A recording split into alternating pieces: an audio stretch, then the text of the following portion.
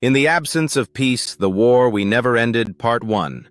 The Prelude to Chaos, Chapter 1. The Absence Proclaimed. The Grand Council Chamber was an architectural marvel of contradictions. Columns carved from bones of past treaties held up a gilded ceiling, each panel adorned with the faces of leaders long forgotten, heroes, villains, and those who couldn't decide. The floor was polished marble, slick with the metaphorical blood of compromise. A chandelier, its crystals refracting dim light into muted rainbows, hung precariously, as if it, too, were waiting for the inevitable collapse. The leaders of the world gathered beneath it, not to usher in peace, but to bury it. The proclamation began with pomp, naturally. A herald, resplendent in a uniform tailored from flags of conquered nations, banged his ceremonial gavel, a repurposed cannon shell. "We are gathered here today," he boomed, his voice dripping with gravitas, "to declare the banishment of peace from our world. A concept as obsolete as civility, as insidious as hope, as fragile as the chandeliers under which we always seem to meet." The council erupted into applause, the kind of applause reserved for moments of collective delusion. Representatives from every corner of the globe cheered, each eager to prove their enthusiasm for this brave new world where tranquility was outlawed. At the center of the table sat Chancellor Varys, her sharp features lit by the soft glow of the chandelier. She was the architect of this gathering, the one who had first suggested that peace was more trouble than it was worth. "Let us not mince words," she began, her voice smooth and practiced. "Peace has always been a fickle mistress. She demands too much, sacrifice, empathy, compromise, and delivers too little in return. In her absence, we shall find clarity." The room nodded in unison, a macabre symphony of agreement. A diplomat from the Western Isles, a stout man with a face like a well-fed bulldog, stood to contribute. "Indeed, Chancellor, peace has become a liability. It softens our resolve, makes us complacent. Conflict, however, that is where we thrive. War is progress. War is innovation." His fist pounded the table, sending a ripple through the half-filled glasses of ceremonial brandy. From the back of the room, a thin voice dared to interrupt.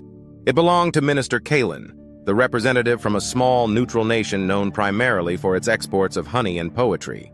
"But what of the cost?" he asked, his voice trembling. "What of the children who will grow up knowing only fear? The ruins of our cities? The endless graves?"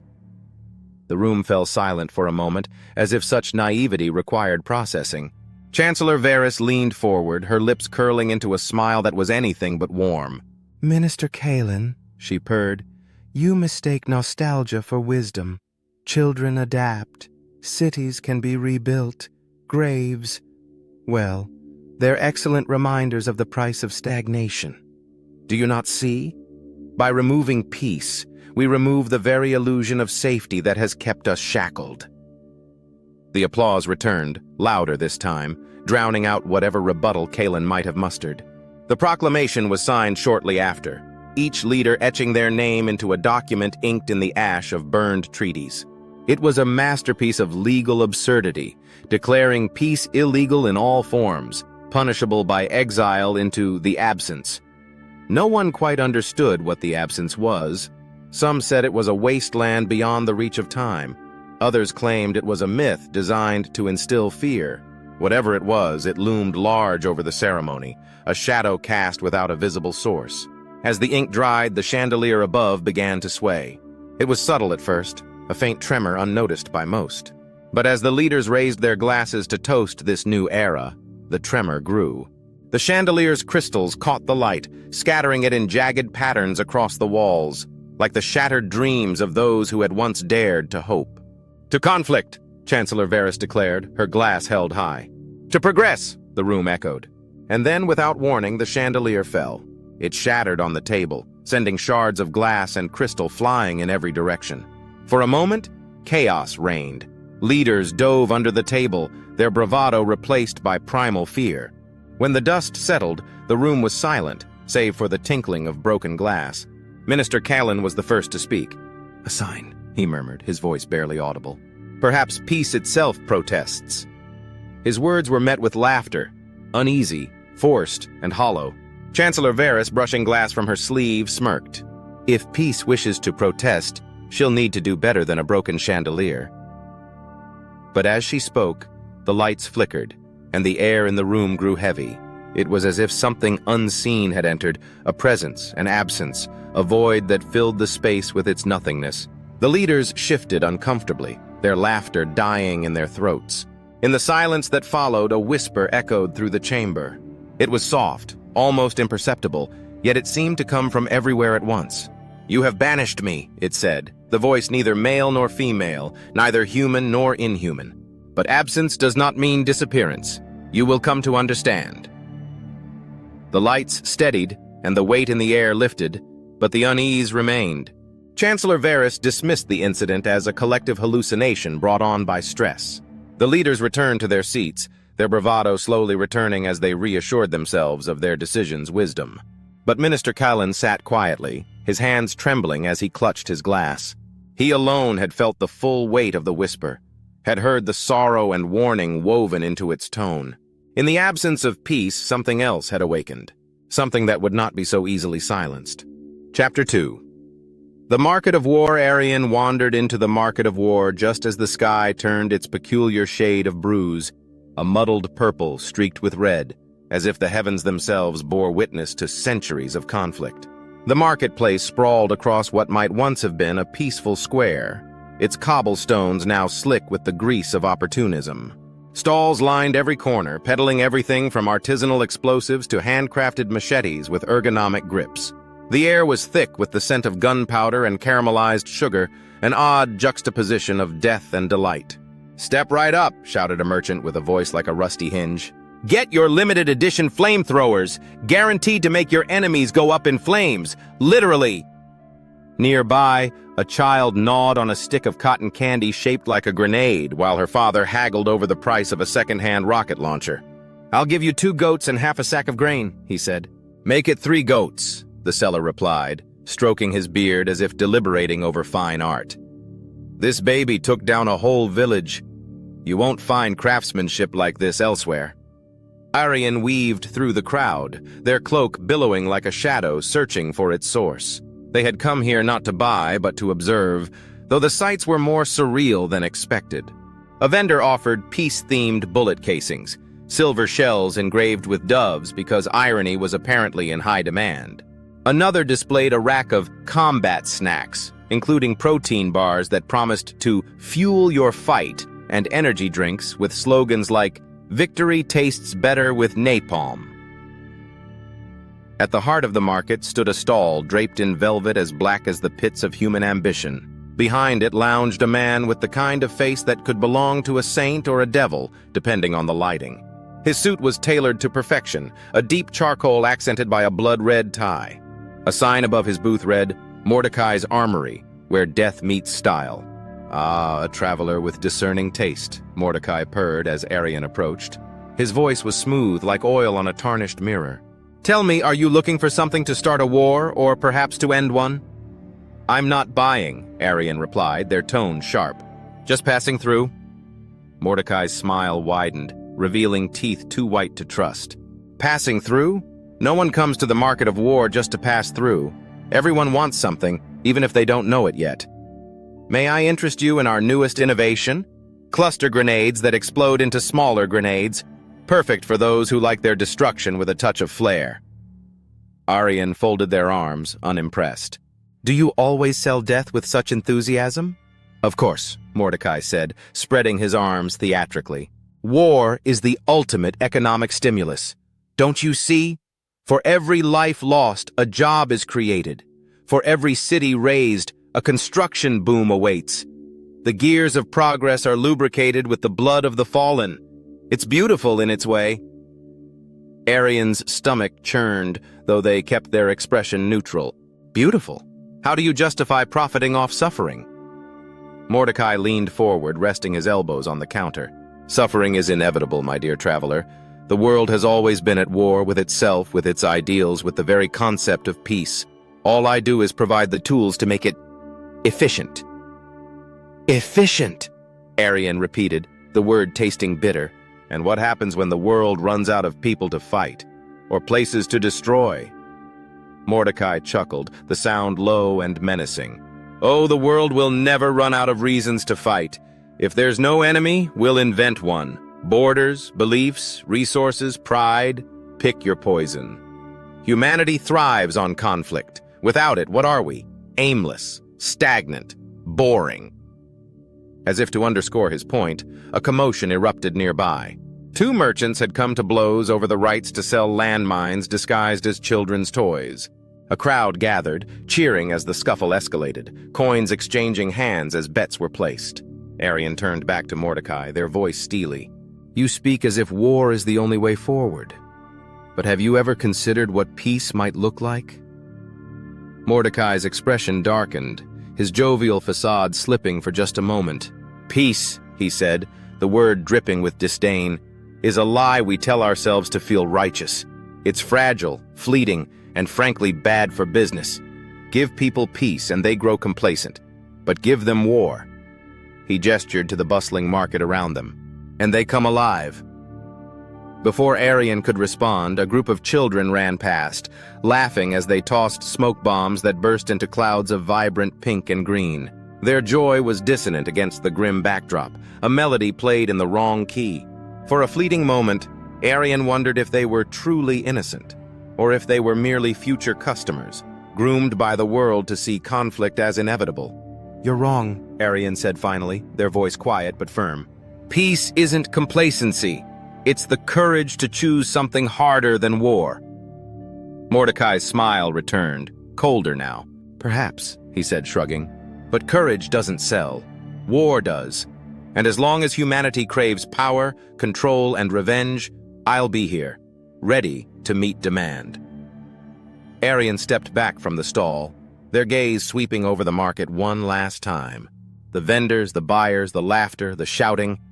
It was a carnival of chaos, a testament to humanity's unrelenting appetite for destruction. As they turned to leave, Mordecai called after them. Come back any time. The market of war is always open for those who dare to embrace the truth.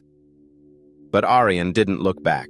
They walked away, their cloak trailing behind them like a shadow, carrying the weight of Mordecai's words. In the distance, the sky deepened into a bruised twilight, and the air seemed to hum with the unspoken question, was the absence of peace a tragedy or a choice? Chapter 3. The Choir of Applause. The crowd gathered beneath a sky so unnaturally blue it seemed painted on by a desperate artist. Clouds were forbidden today, decreed as too somber for a celebration of such magnitude.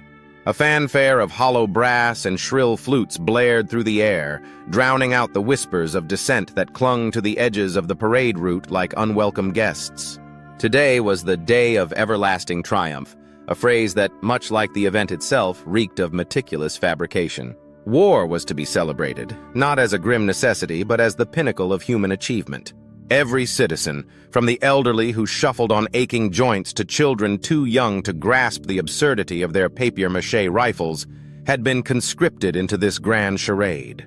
From Arian's vantage point, a shadowed alcove in a crumbling building that once housed thinkers, writers, dreamers, the spectacle unfurled like a fevered hallucination. The leaders sat atop a grand dais, their uniforms gleaming with medals earned for battles waged with other people's blood.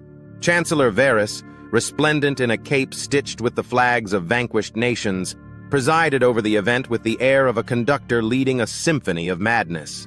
"Let the celebration commence," she declared, her voice amplified by a speaker system that made her sound omnipotent, as though the sky itself had spoken. The crowd erupted in obedient applause, the kind of applause that bruised the palms and shattered the spirit. The parade began. Soldiers marched in perfect synchronicity, their boots striking the pavement with the precision of a metronome. Behind them rolled floats depicting scenes of heroic carnage, painted explosions, mannequin corpses, and caricatured enemies writhing in cartoonish agony. A particularly grotesque float featured a colossal fist crushing a globe, the fingers adorned with the rings of conquest. Children on the sidewalks clapped enthusiastically, their faces painted with slogans like "War is strength and peace is weakness" in bright, cheerful hues. Arian felt a bitter laugh bubble in their throat. It was as if the entire city had forgotten that war was not a carnival, but a wound, raw and festering, that could never fully heal. Yet here they were, bandaging the gaping chasm with glitter and confetti, pretending the pain was something to be cherished. The highlight of the parade was the Choir of Applause, a meticulously rehearsed spectacle featuring thousands of citizens who had trained for weeks to clap in unison. Dressed in identical gray uniforms, they marched onto the stage in orderly rows, their faces blank as if carved from the same indifferent stone. With a nod from the chancellor, the choir began. They clapped in intricate patterns, creating a rhythm that echoed through the square. The sound was haunting, mechanical, relentless, as if the applause itself had been weaponized. Faster and faster they clapped until it became a deafening roar, a storm of compliance drowning out thought. The crowd joined in, their hands moving with a frantic desperation, as though their very survival depended on the fervor of their applause. Arian could no longer bear to watch. They turned away, retreating further into the shadows of the alcove, their chest tight with a fury that had nowhere to go. The world had not always been this way. Once applause had been a spontaneous act, a burst of uncontainable joy. Now it was a tool of control, as sharp and brutal as any blade. "Do you not find it beautiful?" The voice startled Arian. They turned to see a figure seated on the rubble, cloaked in tattered fabric that seemed to shift in color, like a mirage. Their face was obscured, but their tone was unmistakably sardonic. "Beautiful," Arian spat. "It's grotesque." "Grotesque and beautiful are not so different," the figure mused. "Both demand your attention, your awe. Look at them down there, clapping themselves into oblivion. They do not know whether they are celebrating victory or mourning loss. Perhaps they are doing both. Such is the poetry of war." "Poetry?" Arian's voice rose. "This is not poetry. It's propaganda. It's manipulation. It's survival," the figure interrupted. "You see only the ugliness because you still believe in something better. That is your curse, Arian, and it will destroy you." Arian fell silent. The figure's words settled into their mind like ash, heavy and suffocating. Was it true? Was hope nothing more than a curse, a relic from a world that no longer existed? A burst of fireworks lit the sky, their colors bleeding into the artificial blue like a wound refusing to heal. The choir reached its crescendo, their synchronized claps now punctuated by chants of, "War is eternal, war is life." The sound reverberated through the city, a grotesque hymn to the absence of peace. Arian turned back to the parade, their eyes drawn to the children waving tiny flags. One boy, no older than 6, stood out among them. His flag slipped from his fingers, fluttering to the ground, but he didn't notice. His gaze was fixed on the sky, his small face etched with a quiet sadness that no child should know. Arian felt something break inside them, a thread snapping under the weight of too much despair. They stepped out of the shadows, their cloak billowing like a storm cloud. The figure in the rubble called after them, their voice a mocking echo. "And what will you do, Arian? Will you stop the applause, or will it stop you?" They didn't answer. They couldn't. The crowd roared louder, the choir clapped faster, and the sky bled colors it was never meant to hold. In the absence of peace, Arian walked into the chaos, carrying the fragile weight of a question they could no longer ignore. Was it possible to silence the choir of applause without becoming part of its rhythm?